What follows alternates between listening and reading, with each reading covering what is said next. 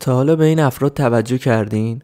منظورم اونایی که کلا تو فضای مجازی نیستن. اونا آرومتر، متمرکزتر و مسلط‌تر به زندگیشون به نظر میرسن. این آرامششون تصادفی نیست. روانشناسی پشتش یه جور آزادی ذهنی رو نشون میده. امروز تو این ویدیو 5 ویژگی روانشناسی افرادی که از شبکه‌های اجتماعی استفاده نمی‌کنن رو میگم. اما قبلش حتما کانالم سابسکرایب کن. ویژگی اول، اتکا به تایید درونی. این افراد برای احساس ارزشمندی خودشون به پاداش‌ها و تاییدهای بیرونی مثل لایک و کامنت ها وابسته نیستن. برخلاف اکثر مردم که از تایید اجتماعی دوپامین میگیرن، این افراد خود ارزشمندی و بر اساس معیارهای شخصی و دستاوردهای واقعی زندگی بنا میکنن. اعتماد به نفس اونا بر اساس بالا پایین رفتن لایک و کامنت ها تغییر نمیکنه. ویژگی دوم، کنترل توجه بالاتر. از اونجایی که پلتفرم‌های اجتماعی برای تحریک مداوم و ایجاد حواس پرتی‌های کوچیک طراحی شده، دوری ازشون به ما کمک میکنه تا مغز عملکرد بهتری داشته باشه. این افراد به خاطر دوری از این فضا اغلب تمرکز قوی‌تر، دامنه توجه طولانی‌تر و تنظیم هیجانی بهتری دارن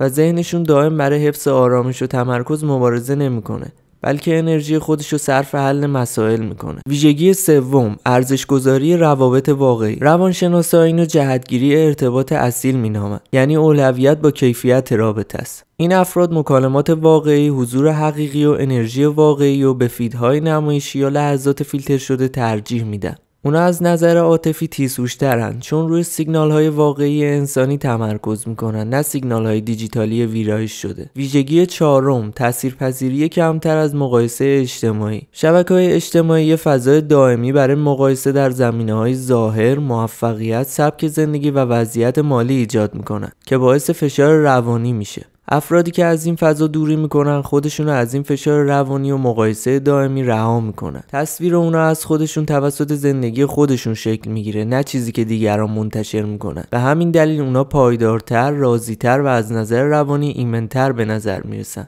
ویژگی پنجم، تفکر مستقل.